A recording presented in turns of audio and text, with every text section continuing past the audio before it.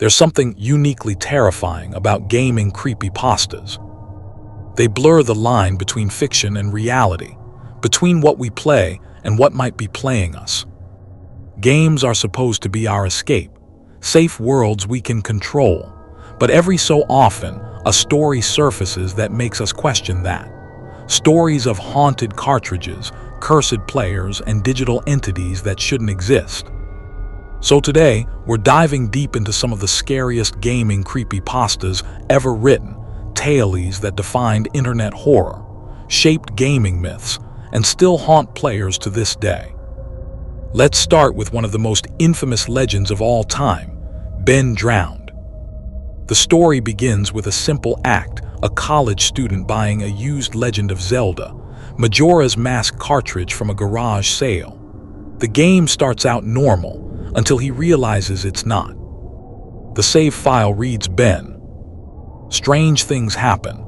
Characters act as if they recognize the player. The in-game world becomes distorted. Music plays backward, text appears that shouldn't exist. And then it gets worse. After deleting the save file, the game still refers to the player as Ben. No matter what he does, the game seems to remember. Eventually, he realizes he's being haunted by a digital ghost, a boy named Ben who drowned, and whose spirit now lives inside the cartridge.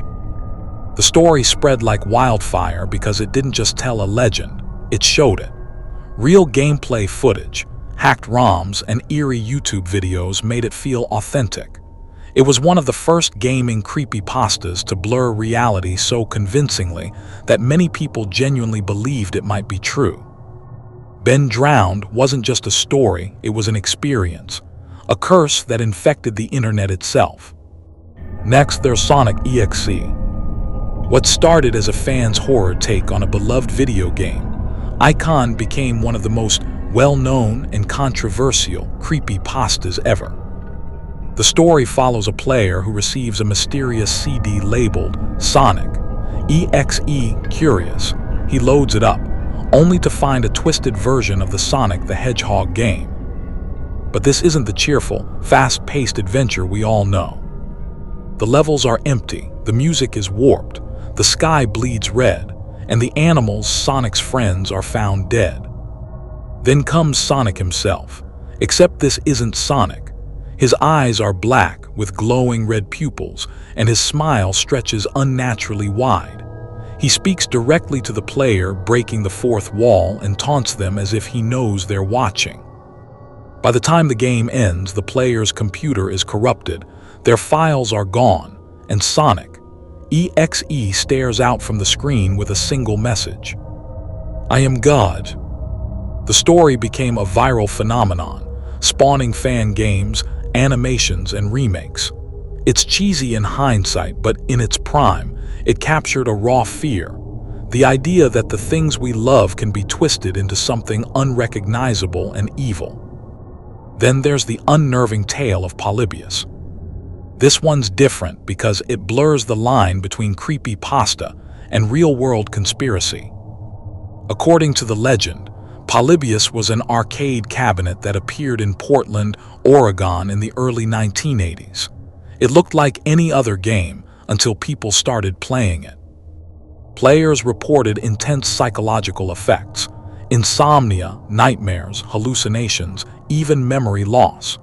Some claim the game induced addiction or made them physically ill, and every few days, mysterious men in black suits would visit the arcade, collect data from the machine, and vanish.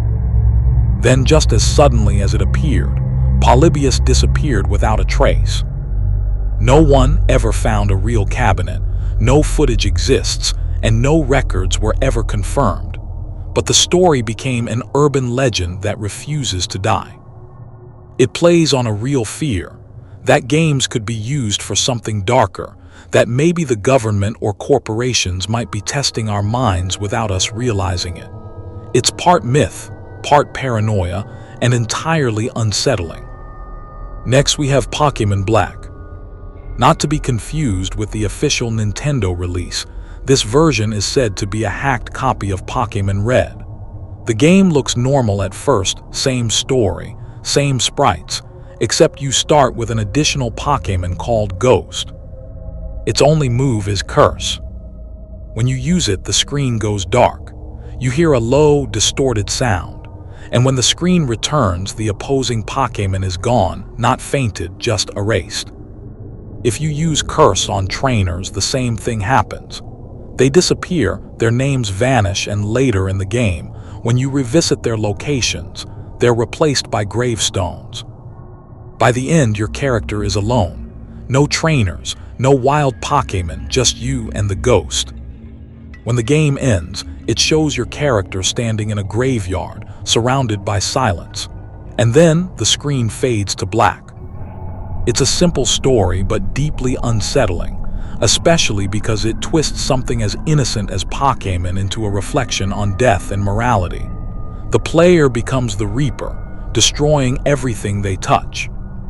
And then, there's one of the strangest, most haunting creepypastas of them all, Lavender Town Syndrome. This story takes place during the release of the original Pokémon Red and Green in Japan. According to legend, the original version of the Lavender Town theme, an eerie, high-pitched melody, caused dozens of children to fall ill or even die after playing the game. The theory claimed that the tones in the music contained hidden frequencies that only children could hear, sounds that caused anxiety, headaches, and eventually drove them to madness. Of course, none of this was ever proven, but the idea stuck. Even today, people claim to feel uncomfortable or uneasy listening to the Lavender Town theme. Some describe chills, others swear they hear whispers under the melody. It's one of those creepypastas that feels so plausible because it feeds on nostalgia, on the idea that maybe, just maybe, something dark was hidden in the games we grew up with. And finally, one story that always lingers in the back of players, mine's Herobrine. The legend began in the early days of Minecraft. Players started sharing screenshots of strange figures appearing in their worlds human-shaped, but with glowing white eyes. He'd build strange structures, dig tunnels, and watch from a distance before disappearing. When players asked Mojang, the developers denied it, but every update that followed contained a mysterious note in the patch log. Removed Herobrine. That simple sentence fueled the fire. Was it a joke or a cover-up? To this day, players still claim to see him. Maybe it's a glitch. Maybe it's their imagination. Or maybe, somewhere deep in the code of Minecraft, something or someone is still watching. What makes gaming creepypastas so terrifying isn't just the stories themselves. It's the way they infect your mind. They take the familiar games we grew up with, worlds we trusted, and twist them into nightmares. They make you question what's real, what's code, and what might be hiding behind the pixels. Because when you turn off the console, the stories don't always end. They stay with you, in your memory, in your dreams, in the way you look at your favorite game just a little differently than before. So the next time you find an old cartridge at a yard sale, or boot up a game that starts behaving strangely, just remember, maybe it's not a glitch. Maybe it's something or someone that's been waiting for you to play. If you enjoyed this deep dive into the scariest gaming creepypastas ever told, make sure to like this video and subscribe for more horror stories, game lore, and creepy mysteries from the world of gaming. And let me know in the comments which gaming creepypasta scared you the most. Because sometimes the scariest monsters aren't in the game, they're in the story behind it.